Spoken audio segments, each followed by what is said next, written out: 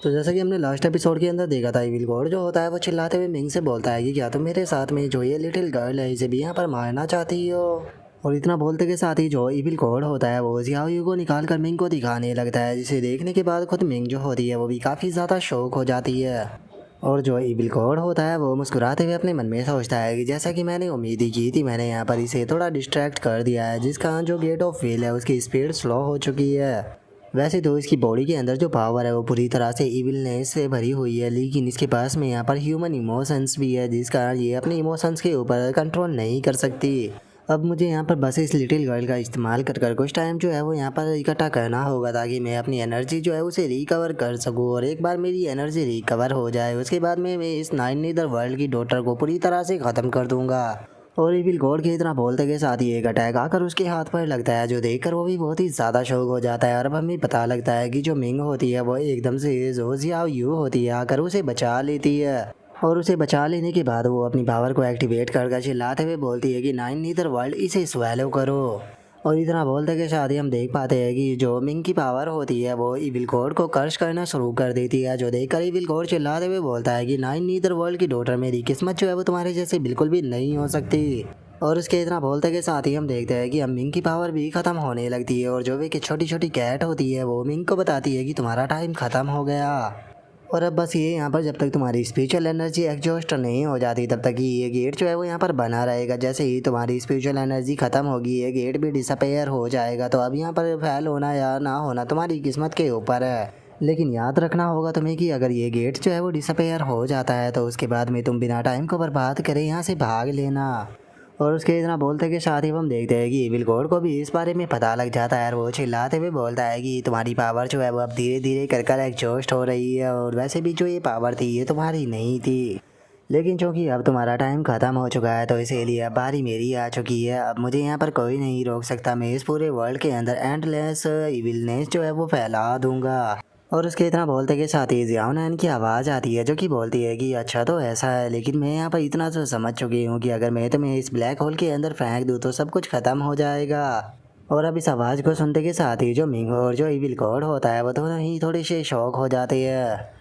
और अब हम देखते हैं कि जियाओ नैन जो होती है वहाँ पर आ चुकी होती है, और उसके साथ में एम्परर चियू भी होते हैं। और अब जियाओ नैन बोलती है कि तुमने यहाँ पर काफ़ी अच्छा किया, तो इसीलिए अब सारी चीज़ों को हमारे ऊपर छोड़ दो। और इतना बोलते के साथ ही जो जियाओ नैन होती है वो एम्परर जी से बोलती है कि अंकल पिछली बार तो आप एक काऊ की तरह लग रहे थे, लेकिन एकदम से आप काफ़ी ज़्यादा हैंडसम हो गए। क्या आपने दोबारा से यहाँ पर अपने बेस को बनाने के लिए मेरी स्पिरिचुअल एनर्जी का इस्तेमाल किया है? जो सुनते के साथ ही जो एम्परर चीयो होता है वो जियाओ नैन को बताता है कि नहीं ऐसा नहीं है, ये मेरा प्राइम लुक है। जब मैं अपने प्राइम में था तो उस टाइम पर मैं ऐसा ही दिखता था, लेकिन मैं एक अच्छी नींद ले रहा था, तुमने मुझे जगा दिया, तो इस मैटर को ख़त्म करने के बाद मैं तुमसे भी निपटूंगा। लेकिन उससे पहले यहाँ पर जो ये बेकार सा घोड़ है इसे निपटते हैं, क्योंकि ये यहाँ पर बेफालतू की इविल चीज़ें जो है वो चारों तरफ फैला रहा है। मैंने अपनी प्राइम टाइम में पता नहीं इसके तरह के कितने ज़्यादा क्रिएचर जो थे उन्हें मारा था। और चूंकि अभी के टाइम पर तुम ऑल फिलोमिना रियलम पर ब्रेक थ्रू कर चुकी हो तो इसीलिए तुम्हारी पावर जो है वो काफ़ी ज़्यादा बढ़ चुकी है, और उसी के साथ में इस बेकार से गॉड को ख़त्म करने में मैं भी तुम्हारा साथ दूंगा, तो इसे जल्दी ख़त्म करो। जो सुनकर जियाओ नैन भी ओके बोल देती है। जिसके बाद हम देखते हैं कि जो जियाओ नैन होती है वो अपने पास से जो गन होती है उसे निकाल लेती है, और बोलती है कि चलो टाइम आ चुका है इसे अपग्रेड करने का। और इतना बोलते के साथ ही वो एम्परर चियू की पावर जो होती है वो उस गन के अंदर डाल देती है।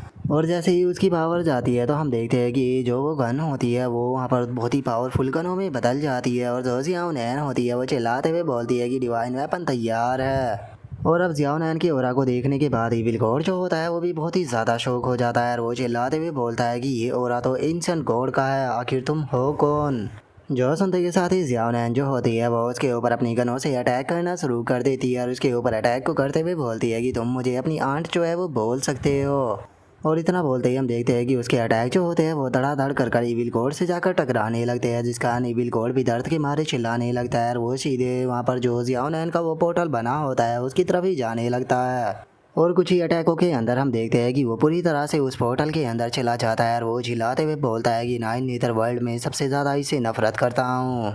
जो सुनते के साथ ही अब जियाओ नैन जो होती है वो भी अपनी नॉर्मल फॉर्म में आ जाती है, और नॉर्मल फॉर्म में आते हुए बोलती है कि चलो ये ख़त्म हो गया। और उसके इतना बोलते के साथ ही जो मिंग होती है वो एकदम से आकर उसके गले लग जाती है, जो देखने के बाद जियाओ नैन शौक होते हुए बोलती है कि क्या कर रही हो, क्या तुम मुझे इस तरह से मारना चाहती हो? जो सुनकर मिंग उसे कोई भी जवाब नहीं देती। तभी जियाओ नैन बोलती है कि ठीक है मैं समझ गई हूँ, मैंने सक्सेसफुली ब्रेक थ्रू कर लिया और जो ये बुरा पर्सन था इविल गॉड ये भी यहाँ पर मारा जा चुका है और हमारा मिशन सक्सेसफुली कंप्लीट हो गया।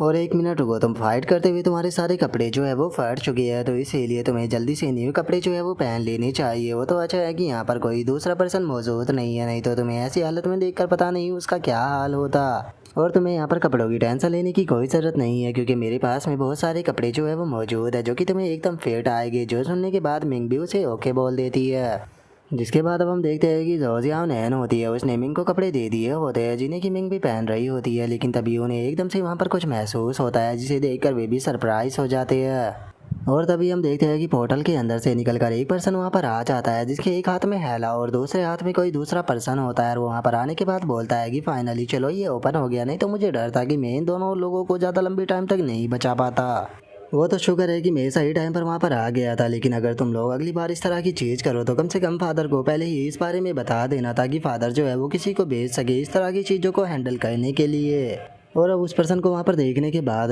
जो जियाओ नैन होती है वो उसे बोलती है कि तुम आखिर हो कौन और तुम यहाँ पर किस प्रकार की बकवास कर रहे हो। और अब जियाओ नैन की बात को सुनने के बाद जो वो पर्सन होता है वो भी उन लोगों की तरफ देखने लगता है और जैसे ही उसका ध्यान मिंग की तरफ जाता है तो वो थोड़ा सरप्राइज हो जाता है और अपने मन में सोचता है कि ये तो नाइन नीदर वर्ल्ड है, मैं समझ गया ये फादर के ही प्लान का एक हिस्सा है। और चूंकि इत्तेफाक से हम लोग जो है वो यहाँ पर मिल चुके हैं तो फिर कैसा रहेगा कि यहाँ पर योजनाओं को बनाने के लिए और टाइम को बर्बाद करने के लिए जो डाउ जून है उसके ध्यान को थोड़ा भटकाया जाए। और उस पर्सन के इतना सोचते ही जियाओ नैन जो होती है वो अपनी स्वord को निकाल कर चिल्लाते हुए उसे बोलती है कि मैंने तुमसे कहा कि तुम आखिर हो कौन और तुम कहाँ से यहाँ पर आए हो और आखिर तुम यहाँ पर नाइन नीदर वर्ल्ड के अंदर से बाहर कैसे आ गए।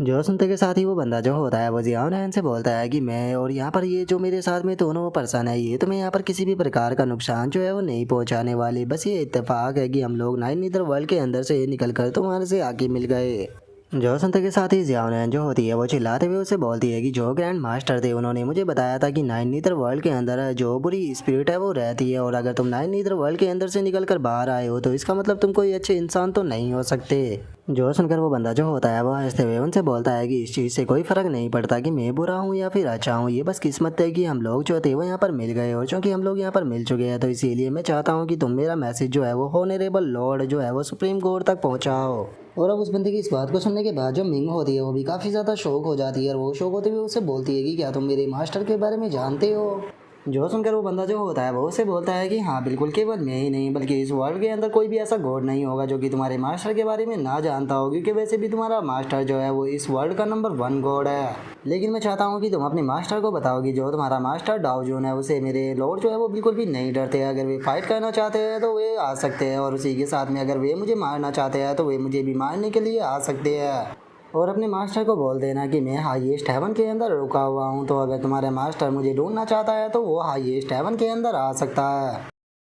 और अब उस बंदे के इतना बोलते के साथ ही जो हमारा आज का एपिसोड है वो यहीं पर ही कंप्लीट हो जाता है। तो नेक्स्ट एपिसोड के अंदर देखिए कि आगे क्या होता है। अगर आप लोगों को वीडियो अच्छी लगी हो तो लाइक करना, चैनल को सब्सक्राइब करना। मैं मिलता हूँ नेक्स्ट एपिसोड में, तब तक के लिए बाय बाय गाइस।